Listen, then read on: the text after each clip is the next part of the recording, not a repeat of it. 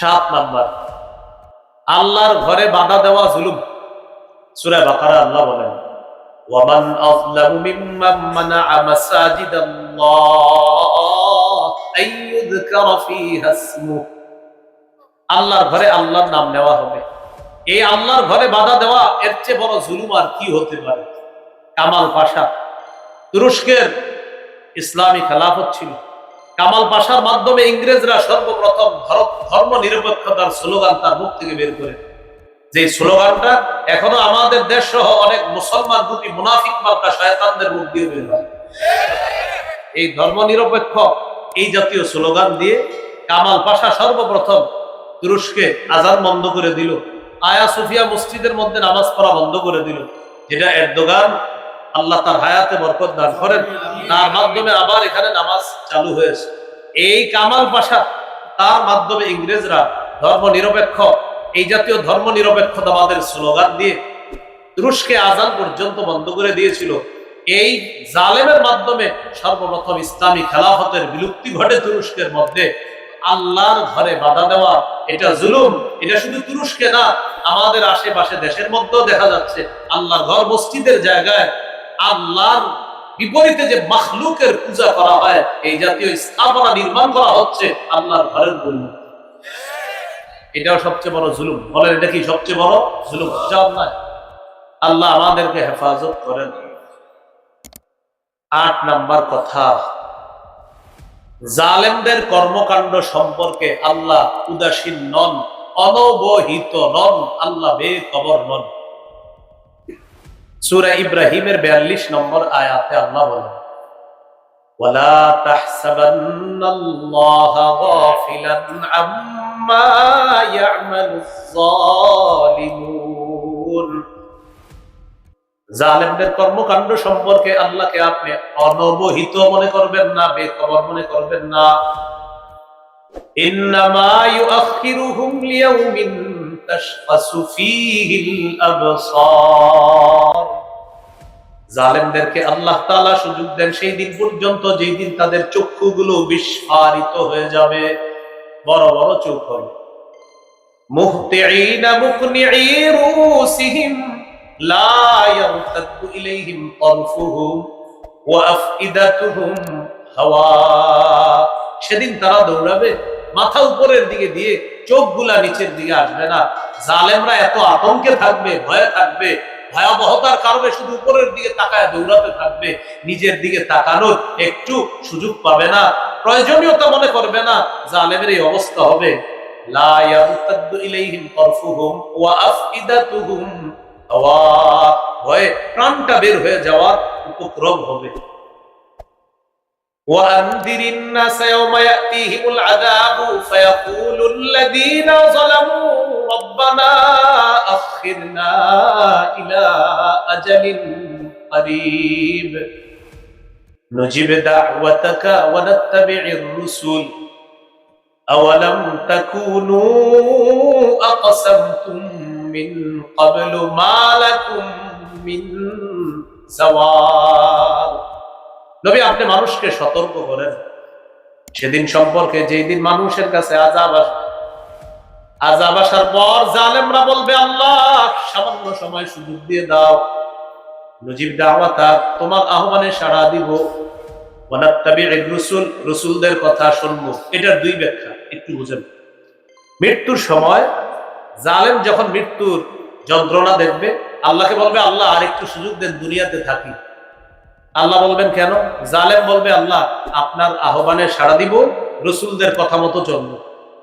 দ্বিতীয় ব্যাখ্যা, কিয়ামতের ময়দানে জালেমরা কিয়ামতের ভয়াবহতা দেখে বলবে, আল্লাহ আবার একটু দুনিয়াতে পাঠায়া দেন। কেন? দুনিয়াতে গিয়ে আপনার আহ্বানে সাড়া দিব, আপনার রাসূলের কথা শুনবো, রাসূলদের আনুগত্য করবো, আল্লাহ একটু সুযোগ দিয়ে দেন। আল্লাহ জবাব দিবেন, আওয়ালাম তাকুনু আকসামতুম মিন ক্বাবলু মা লাকুম মিন যাওয়াল। তোমরা কি ইতিপূর্বে শপথ করে বলো নাই তোমাদের কোনো লয় নাই, তোমাদের কোনো ক্ষয় নাই, তোমাদের কোনো পতন নাই? কত অহংকার করে বলতা, সরানোর মতো কেউ নাই। এক কথায় 16 বছর শেষ হয়ে গেছে। জিব্বা বড় আজীব, ভয়ঙ্কর। জিব্বা বড় কি জিনিস? ভয়ঙ্কর জিনিস। এই জন্য তিরমিজির 2406 নম্বর হাদিসে আছে, রাসূল সাল্লাল্লাহু আলাইহি সাল্লাম বলেন, আমসিক আলাইকা লিসানাক, এই জিহ্বা নিয়ন্ত্রণ করবা, তুমি তোমার জিহ্বাটা নিয়ন্ত্রণ করবা। জিহ্বা নিয়ন্ত্রণ করা এটা জরুরি বিষয়। তো জালেমদেরকে আল্লাহ বলবে, তোমরা না বলতা তোমাদের কোনো লয় নাই, তোমাদের কোনো ভয় নাই, এখন আবার আমার কাছে কেন বলছো দুনিয়াতে ফিরে যেতে চাও? জালেমদেরকে আল্লাহ তাআলা এইভাবে বলে দিবেন, শপথ করে বলতা তোমাদেরকে পতন ঘটানোর মতো কেউ নাই, এই কথা তোমরা কত বলতা। আল্লাহ তাআলা কিন্তু যুগে যুগে জালেমদেরকে শিক্ষা দিয়ে পরবর্তীতে জুলুমের নিয়তে যারা আছে তাদের জন্য কিন্তু শিক্ষা রেখে দিচ্ছে। কিসের নিয়তে আছে? যারা মানে এই নিয়ত করে রাখছে যে খারা আমিও দেখাবো, আল্লাহ বলে না আমিও দেখাবো। যদি কেউ এই নিয়ত করে থাকে যে এখন আমার পালা, আল্লাহ বলবে ঠিক আছে, আগেরটারে যা করছি পরে তোমার ধর্ম আরো বেশি হবে। জুলুম বড় বিপজ্জনক শব্দ, এটার চিন্তাও করা যাবে না। জুলুম বিপজ্জনক শব্দ, এটার চিন্তাও করা যাবে না। এই কথাটা সমস্ত জালেমদের কানে কানে গিয়ে বলে দিবেন, ও জালেম, আল্লাহ তোমার কর্মকাণ্ড সম্পর্কে উদাসীন নন, বেখবর নন, অনবহিত নন। তুমি জুলুম করার মনে করছো কেউ দেখছে না? সূরা ইব্রাহিমের 42 নম্বর আয়াতে বলে দিচ্ছে, নবী জালেমদের কর্মকাণ্ড সম্পর্কে আল্লাহকে আপনি বেখবর মনে করবেন না, সব জালেমদের কানে কানে গিয়ে বলে দেন আল্লাহ কিন্তু আপনার সবকিছু দেখতেছে। জালেম বলবে, ভাই তাহলে আমার পতন হয় না কেন? বলে দিবেন, আল্লাহ আপনার সুযোগ দিচ্ছে, হঠাৎ যেদিন ধরবে সেদিন খবর আছে। এটা সব জালেমকে বলে দিবেন। সূরা ইব্রাহিমের 42 থেকে 44 নম্বর আয়াত। 9 নম্বর কথা, মানবাধিকার। বলেন কি বললাম? মানবাধিকার রক্ষা করার স্লোগান, সুন্দর স্লোগান। এই স্লোগানটা পশ্চিমারা দেয় সুন্দরভাবে। একদিক দিয়ে স্লোগান দেয় মানবাধিকার রক্ষা করতে হবে, অন্য দিক দিয়ে হেলিকপ্টার, রকেট, বিমান থেকে বোমা মেরে ফিলিস্তিনের নিরীহ শিশুদেরকে হত্যা করে। এটা কি মানবাধিকার রক্ষা না লঙ্ঘন? একদিকে মানবাধিকার লঙ্ঘন করা, আরেক দিক দিয়ে মানবাধিকার রক্ষার স্লোগান দেওয়া, এটা দুনিয়াবাসীর সাথে ইতরামি, মুনাফিকি, বেঈমানি আর চূড়ান্ত পর্যায়ের সন্ত্রাসগিরি ছাড়া কিছু। এটার নাম দিছে মানবাধিকার রক্ষা। মানুষ মারে ডেলি, মানবাধিকার রক্ষা। এটা যারা করে, সূরা মাইদা 32 নম্বর আয়াতে আল্লাহ বলেন, মান কাতালা নাফসাম বিগাইরি নাফসিন আও ফাসাদিন ফিল আরদ ফাকান্নামা কাতালান নাস জামিআ ওয়া মান আহইয়াহা ফাকান্নামা আহইয়ান নাস জামিআ। যে ব্যক্তি কোনো মানুষকে অন্যায়ভাবে হত্যা করে সে যেন সারা পৃথিবীর সমস্ত মানুষকে হত্যা করে। ওয়ামান আহইয়াহা ফাকান্নামা আহইয়ান নাস জামিআ। যে ব্যক্তি কোনো মানুষের প্রাণ রক্ষা করলো সে যেন সারা পৃথিবীর মানুষের প্রাণ রক্ষা করলো। এই হলো 9 নম্বর কথা। তাহলে হত্যা করা এটা কি ভালো কাজ না জুলুম? জুলুম। আল্লাহ আমাদেরকে অন্যায়ভাবে কারোর উপরে অত্যাচার করা, হত্যা করার এই চিন্তা থেকেও হেফাজত করেন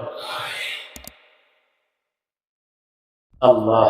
10 নম্বর, বস্তুবাদ। বলেন কি বললাম? সমাজবাদ, পুঁজিবাদ, ডেমোক্রেসি, এই জাতীয় কিছু স্লোগান আছে। এই স্লোগান দিয়ে কিছু মানুষ ক্ষমতায় বসে, বসার পর জালেম হয়। আর যে যত বড় জালেম হয় সে তত বড় মিথ্যাবাদী হয়।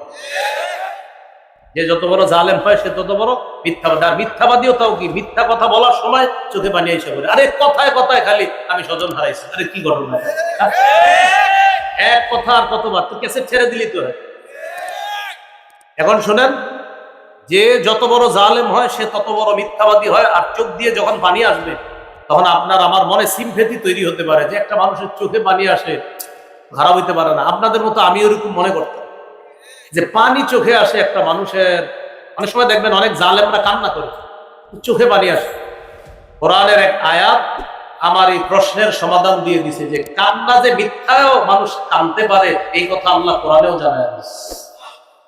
ইউসুফ আলাইহিস সালাতু ওয়াস সালামের ভাইয়েরা ইউসুফ নবীকে কূপে ফেলাইছে। কূপে ফেলানোর পর ভাইয়েরা পরামর্শ করলো, আব্বার কাছে যাব, কি বলবো গিয়ে? তো গিয়ে বলবো বাঘে খেয়ে ফেলছে। আরে বাঘে খাইছে বললাম, তো আমাদেরকে দেখে কি বোঝা যায় আমরা ভাই হারাইছি? তাহলে কি করা যায়? কানতে কানতে আব্বার কাছে যাবো। তাহলে বুঝেন মিথ্যা কান্না করার জন্য কতটা অভিনয়ের দরকার। ভাইয়েরা সারাদিন মিলে অভিনয় করতেছে যে চোখে পানি তো আনতো। এরপরে আপনার এক পর্যায়ে যাক অভিনয় টভিনয় করে চোখে যখন পানি আসছে, আল্লাহ কোরআনে বলতেছে ওয়াজাউ আবাহুম ইশাআন ইয়াবকুন। ওয়াজাউ তারা আসলো, আবাহুম তাদের বাবা ইয়াকুব নবীর কাছে, ইশাআ সন্ধ্যায়, ইয়াবকুনা কাঁদতে কাঁদতে। তাহলে আপনারা বলেন ভাইকে যে ইউসুফ নবীকে যে তারা হারাইছে, এটা কি তারা এই যে কান্নাটা করতেছে, এটা কি আসল কান্না না অভিনয়ের কান্না? তাহলে মিথ্যা কান্না যে মানুষ কাঁদতে পারে, এই যুগে যদি কারো মিথ্যা কান্না দেখেন অবাক হবেন না, বরং বলে দিবেন এটা কান্না দেখা অবাক হওয়ার কিছু না। এই মিথ্যা কান্না এটা ঐতিহ্যগত একটা কান্না, এর দৃষ্টান্ত 1000 বছর আগেও দুনিয়াতে। তাহলে কি বললাম? যে যত বড় জালেম হয় সে তত বড় মিথ্যাবাদী হয়। আর ওই জালেম মনে করে আমারে কে হটাবে। এই ব্যাপারে সহিহ বুখারীর একটা হাদিস শুনেন, 4686 নম্বর হাদিস। قال رسول الله صلى الله عليه وسلم إن الله لا يملي للظالم حتى إذا أخذه لم يفلته ثم قرأ وكذلك أخذ ربك إذا أخذ القرى وهي ظالمة إن أخذه أليم شديد। নবীজি বলেন নিশ্চয়ই আল্লাহ তাআলা জালেমকে সুযোগ দেয়, ছাড় দেয়, হাত্তা ইদা আখাযাহু যখন ধরে ফেলে লাম ইফলিতু তখন আর ছাড় দেয় না। আল্লাহ সুযোগ দেয়, আল্লাহ ঢিল দেয়, যখন ধরে তখন আর আল্লাহ ছাড়ে না। নবীজি এর সপক্ষে কোরআনে একটা আয়াত তেলাওয়াত করলেন, ওয়া কাযালিকা আখযু রাব্বিকা, আপনার রবের পাকড়াও এমন, দা আখাযাল কুরা ওয়া হিয়া যালিমা, আপনার রব যখন কোন জালেম সম্প্রদায়, কোন জালেম এলাকাকে পাকড়াও করে, আপনার রবের পাকড়াওটা এমনই হয়। ইন্না আখযাহু আলীমুন শাদীদ, নিশ্চয়ই তার পাকড়াও, আলীমুন পীড়াদায়ক, শাদীদুন কঠিন, দুইটা মিলান, কঠিন যন্ত্রণাদায়ক, কঠিন পীড়াদায়ক। জালেমকে আল্লাহ যখন ধরে, ওই জালেমের অবস্থা এমন হয় কিছু বলতেও পারে না, সইতেও পারে না, প্রকাশও করতে পারে না। মাঝে মাঝে যারে তারে ফোন কইরা ওর অভিব্যক্তি প্রকাশ করতে হবে, এছাড়া আপনার উপায় থাকবে না। আপনার ফোন নাম্বার পাইলে আপনারও কোনো কোনো জালেম ফোন দিবে, আপনারা যারা আছেন তাহলে কোনো মধ্যে ফোন নাম্বারটা দেন কোনো জালেমকে, আপনারা ফোন দিবেন। এই হলো 10 নাম্বার কথা। 11 নাম্বার কথা, এটা আমার সাথে একটু বলেন, বলেন জালেমের 2-4টি ভালো কাজ দেখে তাকে প্রশংসায় ভাসিয়ে দেওয়া যাবে না, তার প্রতি ঝুঁকে পড়া যাবে না। এটা গুরুত্বপূর্ণ কথা। জালেমের 2-4টি ভালো কাজ দেখে তাকে প্রশংসায় ভাসিয়ে দেওয়া যাবে না, তার প্রতি ঝুঁকে পড়া যাবে না, বরং জালেমের জুলুম এটা স্বীকার করতে হবে, এটা বলতে হবে, এটা বিচার করতে হবে। জালেমের বিচার না করা মাজলুমের প্রতি জুলুম করা। আবার বলছি, জালেমের বিচার না করা মাজলুমের প্রতি জুলুম করা। সূরা হুদের 113 নম্বর আয়াতে আল্লাহ বলেন, ওয়ালা তারকানু ইলাল্লাযীনা যালামু ফাতামাসসাকুমুন নার। আল্লাহ তাআলা বলেন, ওয়ালা তারকানু ইলাল্লাযীনা যালামু, তোমরা জালেমদের প্রতি ঝুঁকে পড়ো না, ফাতামাসসাকুমুন নার, আগুন তোমাদেরকে স্পর্শ করবে, পাকড়াও করবে। তোমরা জালেমদের প্রতি ঝুঁকে পড়ো না, অনুরুক্ত হও না, অন্যথায় আগুন তোমাদেরকে পাকড়াও করবে, স্পর্শ করবে। এই আয়াতের ব্যাখ্যায় মুফাসসিরিনে কেরাম বলেন, জালেমের 2-4টা ভালো কাজ দেখে তার প্রতি ঝুঁকে পড়বা না, তাকে প্রশংসায় ভাসিয়ে দিবা না, তার প্রতি ঝুঁকে পড়া যাবে না। আল্লাহ আমাদেরকে হেফাজত করেন। এই হলো 11 নম্বর কথা। এটা হলো আজকের আলোচনার ভূমিকা। এবার মূল আলোচনায় কিছু অংশ শুনেন। মূল আলোচনায় আমরা এখন 7টা কথা শিখবো। বলেন তো কয়টা? 1 নম্বর, সবচেয়ে ক্ষমতাধর আল্লাহ। আল্লাহ তাআলা বলেন, আমি নিজের উপর জুলুম করা হারাম করে নিয়েছি। ও মাখলুক, তোমরা একে অপরের উপর জুলুম করা আমি আল্লাহ হারাম করে দিয়েছি। সহিহ মুসলিমের বর্ণনা 2577 নম্বর হাদিস। قال رسول الله صلى الله عليه وسلم قال الله عز وجل في الحديث القدسي يا عبادي إني حرمت الظلم على نفسي وجعلته بينكم محرما। আল্লাহ তাআলা বলেন, হে আমার বান্দারা, আমি নিজের উপর জুলুম করা হারাম করে নিয়েছি, তোমরা একে অপরের উপর জুলুম করা হারাম করে দিয়েছি। বুঝেন হাদিসটা? খালেক নিজের উপর হারাম করে নিয়েছেন জুলুম করা, মাখলুক একে অপরের উপর জুলুম যেন না করে এটা খালেক হারাম করে দিয়েছেন। আলা তাযালামু, একজন আরেকজনের উপর জুলুম করবা না। এরপর আল্লাহ তার ক্ষমতার পরিচয় দিচ্ছেন, ইয়া ইবাদি কুল্লুকুম দাল্লুন ইল্লা মান হাদাইতুহু। আল্লাহ বলেন, হে আমার বান্দারা, তোমরা সবাই পথভ্রষ্ট, আমি যদি হেদায়েত না দিই। ফাস্তাহদুনি আহদিকুম, আমার কাছে হেদায়েত চাও, আমি হেদায়েত দেই। ইয়া ইবাদি কুল্লুকুম জাইউন ইল্লা মান আত'আমতুহু, হে আমার বান্দারা, তোমরা সবাই ক্ষুধার্ত, আমি যদি না খাওয়াই। ফাস্তাত'ইমুনি উত'ইমকুম, আমার কাছে খাবার চাও, আমি খাবার দেই। ইয়া ইবাদি কুল্লুকুম আদ ইল্লা মান কাসাউতুহু, হে আমার বান্দারা, তোমরা সবাই উলঙ্গ, আমি যদি পোশাক না পরাই। ফাস্তাকসুনি আকসুকুম, আমার কাছে পোশাক চাও, আমি তোমাদেরকে পোশাক পরায়া দেই। তাহলে বলেন, খাওয়ায় কে? হেদায়েত দেয় কে? আমাদেরকে পোশাক পরায় কে? এরপরে আল্লাহ বলেন, ইয়া ইবাদি কুল্লুকুম তুখতিউনা বিল-লাইলি ওয়ান-নাহার ওয়া আনা আগফিরুয যুনুবা জামিআ, হে আমার বান্দারা, তোমরা দিনে গুনাহ করো, রাতে গুনাহ করো, আমি আল্লাহ সব গুনাহ maaf করে দেই। ফাস্তাগফিরুনি আগফির লাকুম, আমার কাছে ক্ষমা চাও, আমি তোমাদেরকে ক্ষমা করে দেই। এবার আল্লাহ তার শ্রেষ্ঠত্বের পরিচয় আরো সুন্দর করে দিচ্ছেন। ইয়া ইবাদি লাউ আন্না আউওয়ালাকুম ওয়া আখিরাকুম ওয়া ইনসাকুম ওয়া জিন্নাকুম কানু আলা আত্তা কলবি রাজুলিন ওয়াহিদিন মিনকুম মা যাদা ফি মুলকি শাইআ, হে আমার বান্দারা, দুনিয়ার শুরু থেকে শেষ পর্যন্ত, আদম থেকে কিয়ামত পর্যন্ত যত মানুষ এসেছে, আসতেছে, আসবে, জিন ইনসান সবাই যদি একটা ভালো মানুষের মতো হয়ে যায়, সারা পৃথিবীর সবাই ভালো হয়ে গেছে। আল্লাহ তাআলা বলেন, মা যাদা ফি মুলকি শাইআ, আমার রাজত্বে একটুও বাড়বে না। সারা পৃথিবীর সবাই যদি মুত্তাকি হয়ে যায়, আমার রাজত্বে একটুও বাড়বে না। ইয়া ইবাদি লাউ আন্না আউওয়ালাকুম ওয়া আখিরাকুম ওয়া ইনসাকুম ওয়া জিন্নাকুম কানু আলা আফজারি কলবি রাজুলিন ওয়াহিদিন মিনকুম মা নাকাসা মিন মুলকি শাইআ, হে আমার বান্দারা, সারা পৃথিবীর জিন ইনসান সবাই যদি নমরুদ ফেরাউনের মতো হয়ে যায়, খারাপ মানুষের মতো হয়ে যায়, আমার রাজত্বে একটু কমবে না। হাদিস দ্বারা বোঝা যায়, তোমরা সবাই ভালো হয়ে গেলে আমি আল্লাহর রাজত্বে বাড়বে না, ভালো হলে তোমাদের লাভ। তোমরা সবাই খারাপ হয়ে গেলে আমি আল্লাহর রাজত্বে কমবে না, খারাপ হলে তোমাদের লস।